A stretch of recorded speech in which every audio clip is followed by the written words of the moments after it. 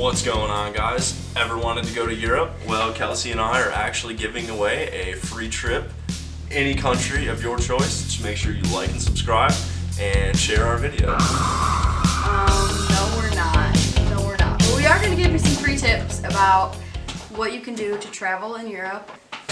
Absolutely. I think some of our favorite places we've been, I think number one is Switzerland probably. And I think number two is probably gotta be Vilnius, Lithuania. Yeah. Yeah. So, some things that we've noticed is that, like, taxis in cities, when we went to, where was it, Lithuania? It was in Prague. No, that wasn't, we took our car to Prague. It was Lithuania. No, we took a taxi in It Prague was Lithuania. too. Okay, well, we definitely took one when we got off the boat. Well, it was definitely Lithuania. Okay, it was Lithuania. It was. Because remember we stayed at, wait, I think it might have been Prague. Oh, it was Prague? Okay, so it was Prague. I don't know. Anyways, in Prague, we noticed that we were kind of, like, he had the GPS up on Google Travel or whatever it is, Google Directions up on his phone, and we noticed that they were, like, taking us all around, like, the long way back to our hotel, basically. So you want to really watch out for that, because if they notice that you're not from around there, they will completely take advantage of you. They don't care. And if you call them out about it, like, we called them out. Once we got to our hotel, we called the guy out about it, and he was like basically threw a fit at us, saying that he didn't speak very good English and that we had to pay him. It was like some outrageous amount. It was like, didn't it equal out to like $60 for like a 10-minute taxi ride or something like that? Yeah, I think it was more than that. It was something completely ridiculous, and we were like, no, we're not paying that, sorry. And he like reduced it down because even like they know what they're doing is BS. So yeah, they do. Another one that I don't think we've experienced firsthand, but I know it happens a lot over in the Czech Republic, is they have really big bills. So not size, but number-wise, I guess. So one of our dollars is worth, I think it was like 30 or something when we crown, yeah. 30 crown or 40 crown or something. So you will hand them 1,000 crown bill, and they will try to take advantage of you and try and say that they'll pretty much just try to give you the wrong change. So you have to make sure to count your change about it. Another thing is like tourist traps. Like if you stay like in a certain like the square that they like heavily advertise and that kind of want all the tourists to stay, like get outside of that, because we've done that a lot where we just go somewhere. I know we keep saying Prague, but that's what keeps coming to mind was like Prague. We just kind of stayed like within the little central square, and like there was just, I feel like if we would have expanded a little more than just that, then we would have been able to see a little more of the city. But we did at some point, and we went to like the sketchiest bar in the world. So yeah, we thought there was this bar where you had to like ring a doorbell to get in. It was like in a basement. It said there was a sign that was like ring doorbell and someone will come get you. It's like, no, I'm good. We're okay. I'm good on that. So just like use your common sense. Because like over in like the easterny European countries, like they do have like the mafias and like the gangs and all that type of stuff still. So just like use your common sense about like where you, I don't know, if it doesn't feel right, don't go somewhere. But usually if there's like a lot of people around and it seems like pretty like bright and well lit and stuff, you're usually okay. Yeah. Menu items. So make sure that when you are traveling in Europe that you ask for when you ask for the English menu, because most of the time we don't speak their language, you should ask for one of their menus too, because they will change the prices on it. Yep. And they will. I took a German class here, and that's what one of the tips that she told us, the instructor, was that ask not so much around where we live, but like other parts of Germany and other European countries, they'll give you an English menu and their menu, and the prices are different.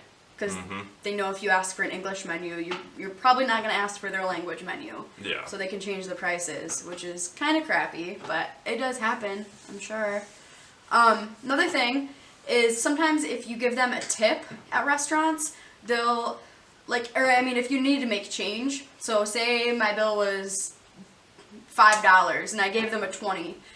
They, a lot of times, like, they'll play stupid and act like, oh, that was my tip. Like, they don't really tip around here that much unless it's for, like, exceptional service. Like, it's not rare to get a tip, but it's also not, like, they don't give huge tips here.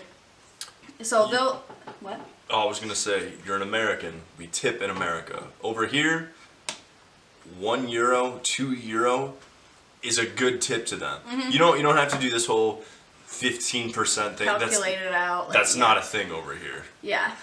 So just make sure that you, if you don't specify that you want change back, they might just assume that it's a tip, and they might think it's their lucky day, and then you have to tell them that. You want your money back. And it could get kind of awkward, so just make sure. All right. Airbnb. That's one that we found that's really like useful. I know that they have some Airbnbs in the States, but like a lot of them over here, like really, there just seems to be a lot of Airbnbs over here. Everywhere.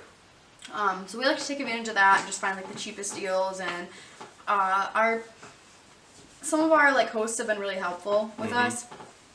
I think Malta was probably our best host. So shout out to Malcolm.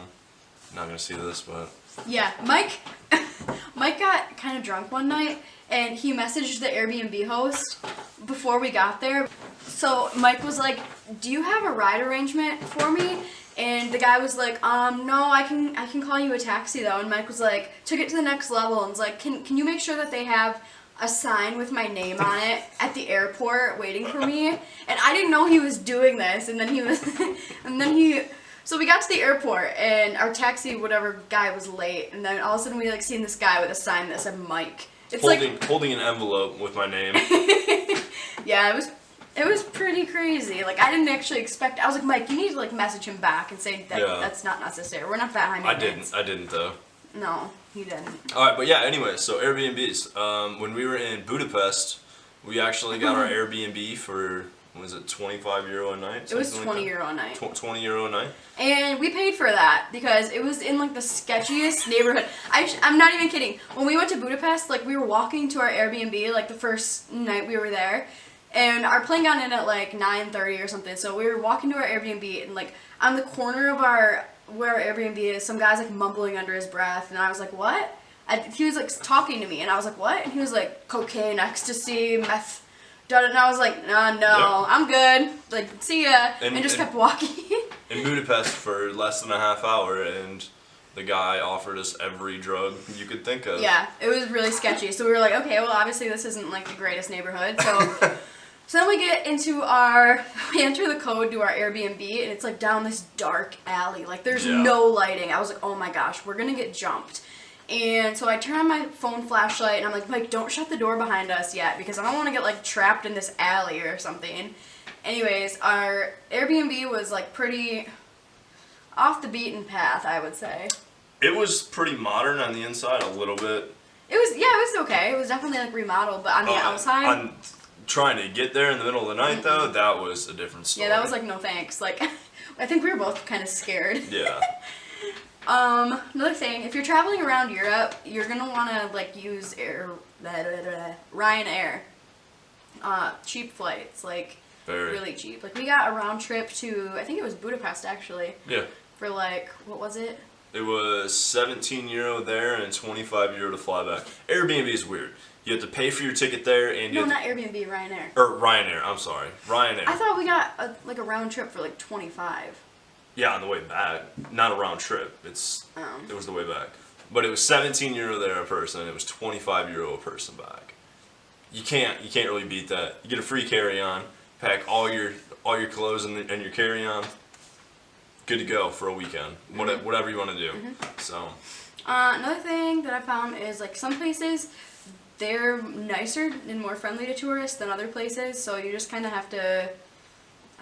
There's really no way to tell besides like when you get there. Like we've had some people be real like jerks to us just because I don't know if it was because they were American. I don't know if it was that. I think it was just because we weren't from their country or something, or they thought we were annoying I have no idea. But another good tip is I'll link it once I figure it out, but there's a show on Netflix that talks about like all the scams from around the world and like frequent stuff that they do. And one more thing is just to like plan your trip somewhat. Like if you know that you want to go see something and it's usually sold out every day, like obviously buy tickets online for it, like for a certain day, but don't plan every single little detail of your trip out to a T, because that's when it makes it honestly not even fun. Yeah. Like it's kind of like that's what we found. We've never really done that. We kind of just go places and wing it. Like, well, I think one of the things that we found the most useful is the hop on, hop off tours. If you can ever experience one of those, they're awesome. It was like €20 a person, and it's good for like 2 days or something. You get on the bus and it drops off, and they have buses that run every 15 minutes, something like that, all over the cities, the big tourist cities, and I enjoyed it. I feel like we got to see a lot more of the cities when we used those. Yeah. So. Yeah, we're trying to save money to go back to the States. Well, we are going back to the States, but we want to save money for like rent and all that once we get back to the States. So I don't know. It's traveling when you live in Europe. It is cheaper, but it's not like it's $100 for an entire vacation or something. It's not like as cheap as sometimes people make it out to be. But it's still, I don't know. So you kind of have to like prioritize. So I feel like we've seen like a lot of the places we want to see. We haven't seen some of the places we want to see too, but like that's okay, you know. We've seen a lot more than a lot of people our age, so we're happy. Yeah, absolutely. So anyways, moral of the story, join the army, get stationed in Germany so you can travel. No. Don't do that. Don't do that. No. Don't. Alright, well, until next time, guys. Have a good one. See ya. Follow us on Instagram. Bye. Bye.